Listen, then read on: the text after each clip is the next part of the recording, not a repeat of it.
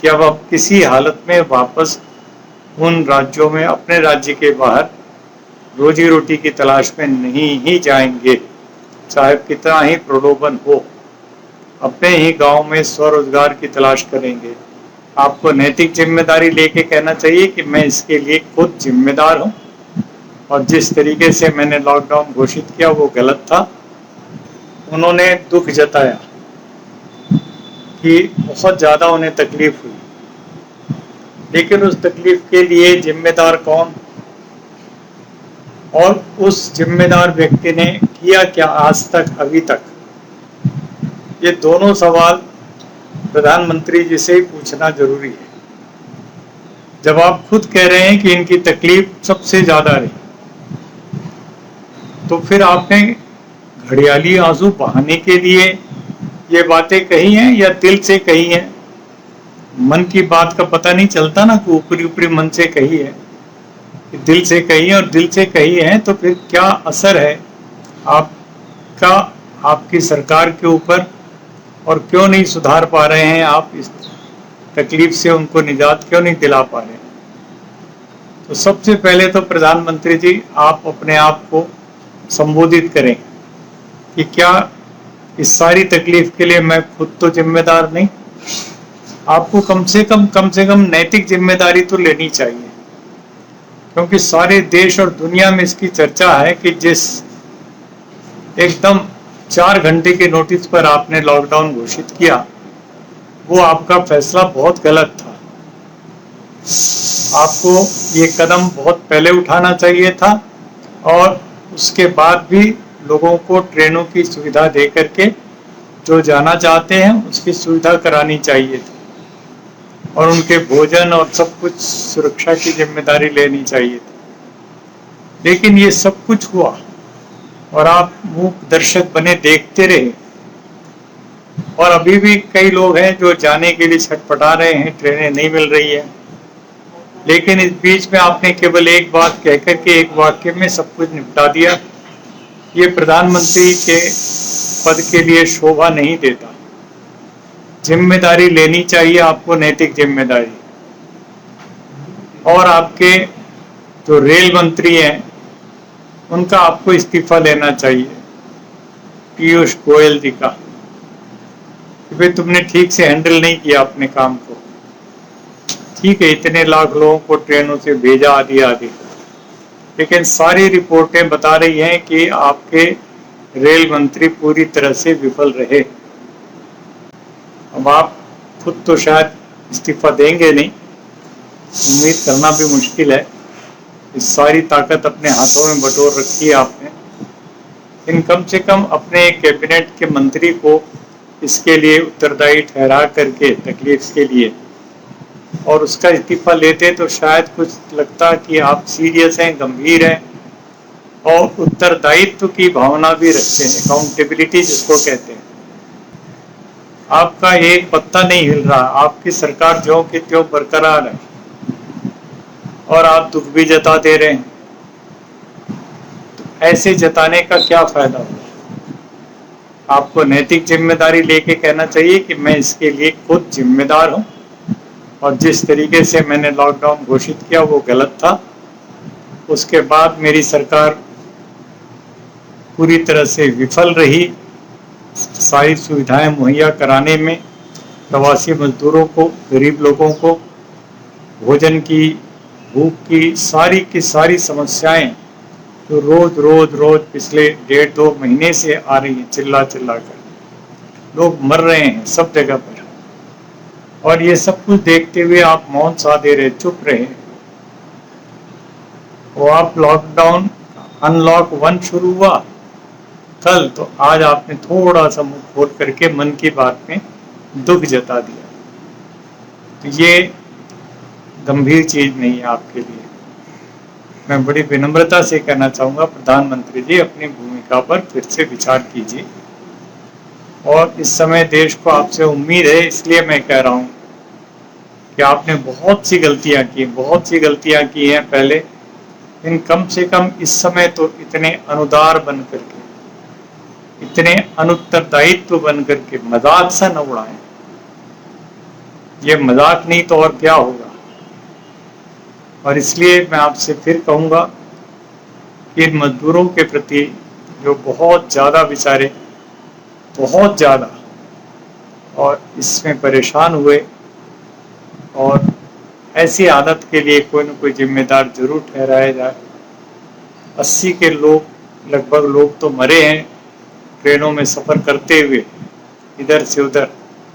50 घंटे से लेकर 90 घंटे तक ट्रेनें लेट हुई हैं, और पता नहीं क्या क्या, पीने तक का पानी नहीं, टॉयलेट में पानी नहीं, भूख और प्यास से लोग मर के गिर पड़े। एक ट्रेन तो गोरखपुर के लिए निकली और गोरखपुर से लौट के आई तो एक आदमी का शव मिला उसके टॉयलेट, ट्रेन के टॉयलेट में। तो ये ट्रेनों की हालत है। इसको आप श्रमिक स्पेशल कहते हैं। इसके लिए किसी को आप जिम्मेदार जरूर ठहराइए अपने कैबिनेट में और उनका इस्तीफा मांगिए। उसके बाद हम आपके ऊपर यकीन करेंगे कि आप सचमुच में मन की बात जो कह रहे हैं उसमें थोड़ी सी ईमानदारी है, वरना ये सब कुछ बातें ऐसी लगेंगी, बातूनी जिसको कहते हैं, और फिजूल जमा खर्ची लगेंगी, और एक जुमला बन करके ये रह जाएगा आपका। केवल और केवल इस बात पर ध्यान देते कि जो हमारे मजदूर हैं, मैं जैसे शुरू दिन से कह रहा हूँ, तो नेशनल डिजास्टर मैनेजमेंट अथॉरिटी है, उसका प्लान क्या था इन मजदूरों के लिए? कोई प्लान नहीं था तो आपने कैसे घोषणा कर दी एकदम लॉकडाउन? अकेले फैसला करते हैं आप? आपके पास जो अथॉरिटी है उसका इस्तेमाल तक नहीं करते जिसके आप मुखिया हैं। ये सारी गलतियों पर गलतियां दोहराते रहे आप, और आज तक वो बातें ठीक नहीं हो पाई। तो मैं तो इन सारी चीज़ों के लिए प्रधानमंत्री को ही जिम्मेदार मानता हूँ। इन मजदूरों को मत जाने दो।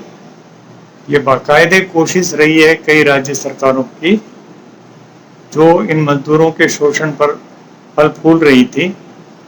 उनको न्यूनतम मजदूरी नहीं मिल रही थी, उनके रहने का कोई इंतजाम नहीं था, उनके पास ठीक से और कोई व्यवस्था नहीं थी, और पूरी तरह बंधुआ मजदूर से भी बदतर हालत में इन मजदूरों को रख करके और इनके ऊपर ही और पूरी अपनी मतलब व्यवस्था को चला रहे थे। ऐसे लोग जिम्मेदार हैं, लेकिन मैं कहता हूँ प्रतीकात्मक सांकेतिक रूप से किसी एक मंत्री को, कैबिनेट मंत्री को इस्तीफा देना चाहिए, और उसके लिए सर्वथा उपयुक्त होंगे पीयूष गोयल, जो पूरी तरह विफल रहे हैं अपनी ट्रेनों के द्वारा ठीक से पहुंचाने में।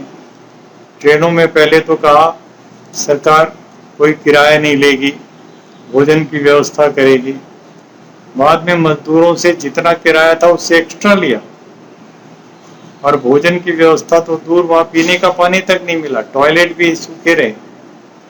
अब ये सारी चीज़ों को देख सुन करके लगता नहीं कि देश में कोई सरकार नाम की चीज़ है, कोई व्यवस्था नाम की चीज़ है। कोरोना वायरस ना आता, इस प्रकार से त्रासदी न फैलाता, तो हम सब अंधेरे में रहते और सरकार के प्रति भी हमारा दृष्टिकोण ठीक से नहीं सुधरा हुआ होता। मैं समझता हूँ कि इसने हम सब की आंखें तो खोल दी, और मजदूर, कम से कम जो प्रवासी मजदूर हैं, उनको तो अब एक संकल्प ले ही लेना चाहिए जल्दी से जल्दी कि अब आप किसी हालत में वापस उन राज्यों में, अपने राज्य के बाहर रोजी रोटी की तलाश में नहीं ही जाएंगे, चाहे कितना ही प्रलोभन हो। अपने ही गांव में स्वरोजगार की तलाश करेंगे। मनरेगा जो इस समय सरकार ने एक अच्छा उसको ऑफर किया है, लगभग 1 लाख करोड़ का या कितना, तो मैं समझता हूँ कि इसको और बढ़ाया जाए और इसको कम से कम 250 दिन का कर दिया जाए। 250 दिन की रोजगार गारंटी हो। इस रोजगार गारंटी में भी सरकार ने क्या किया है, केंद्र की सरकार 220 रुपये प्रतिदिन देगी। अब उत्तर प्रदेश में 331 रुपये न्यूनतम मजदूरी है, तो वो क्यों 200 रुपये दे रही है? अब मान लो खुद वो 200 रुपये दे रही है केंद्र सरकार, तो बाकी 130-35 रुपया राज्य सरकार को देना चाहिए। और इसके लिए राज्य सरकारें कितनी तैयार हैं? उनके पास अपने संसाधन पूरे नहीं पड़ रहे हैं, तो राज्य सरकारों की ज़्यादा से ज़्यादा मदद करो इस काम के लिए, ताकि वो मजदूरों की मदद कर सकें। और राज्य सरकारों से मैं कहूँगा कि मनरेगा के अंतर्गत जो आप नए नए परियोजनाएं शुरू करा रहे हैं, तालाब, नहर वगैरह, उसके साथ कृषि कार्यों को भी जोड़ दीजिए। किसानों को इसमें मदद मिल जाएगी। किसानों को एक मजदूर मिल जाएगा जो अपनी खेती बाड़ी में उसको मदद करेगा, और किसान और मजदूर के रिश्ते भी अच्छे हो जाएंगे। तीसरी चीज, जो निर्माण काम भी होना है गांव-गांव में, जो आवास योजना है प्रधानमंत्री की, उसके अंतर्गत भी मनरेगा के मजदूरों को काम मिले, मकान बने और उसमें जो मजदूरी करे उसको मनरेगा के अंतर्गत पूरी मजदूरी जितना केंद्र दे रही है और बाकी की राज्य सरकारें दे। ये केवल गांव तक के लिए सीमित न रहे मनरेगा, शहरी मनरेगा भी एक शुरू होना चाहिए।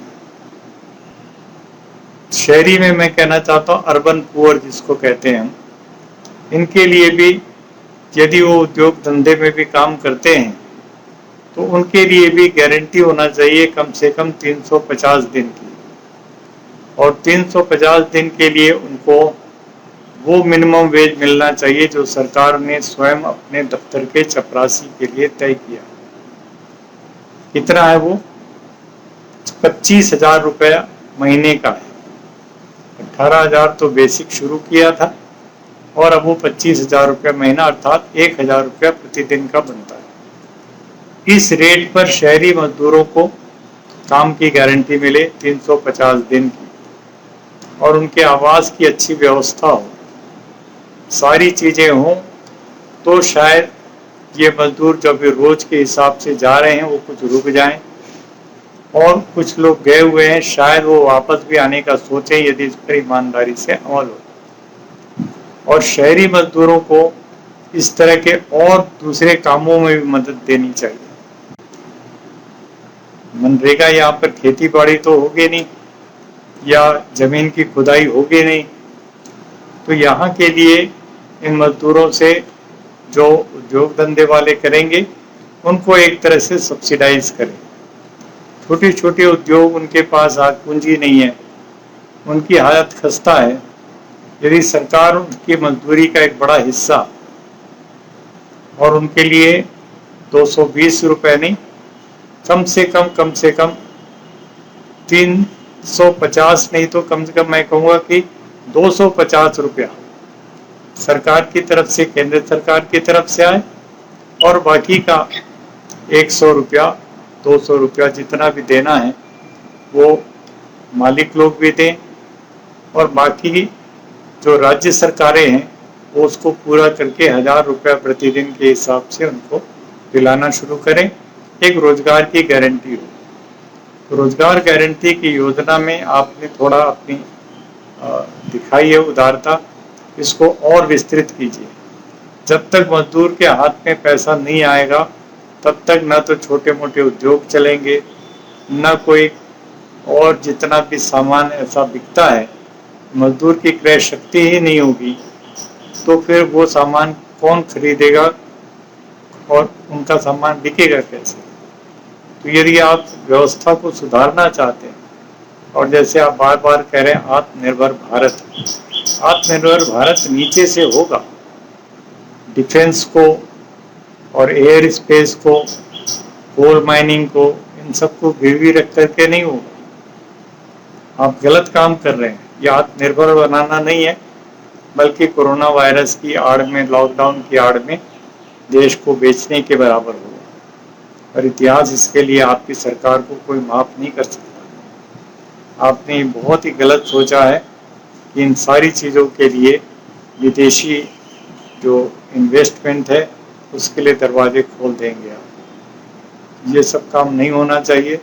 आत्मनिर्भर बनाना है तो नीचे से बनाइए, गांव से बनाइए, किसान मजदूर से बनाइए, और जब तक ये लोग आत्मनिर्भर नहीं बनेंगे, हमारा ग्रामीण उद्योग, कृषि आधारित उद्योग जब तक स्वयं अपने पैरों पर खड़ा नहीं होगा, तो भारत बाहर से सामान आयातित करके चंद अमीरों के या मध्य वर्ग के लोगों की सेवा तो कर सकता है, अपने पैरों पर खड़ा नहीं हो सकता।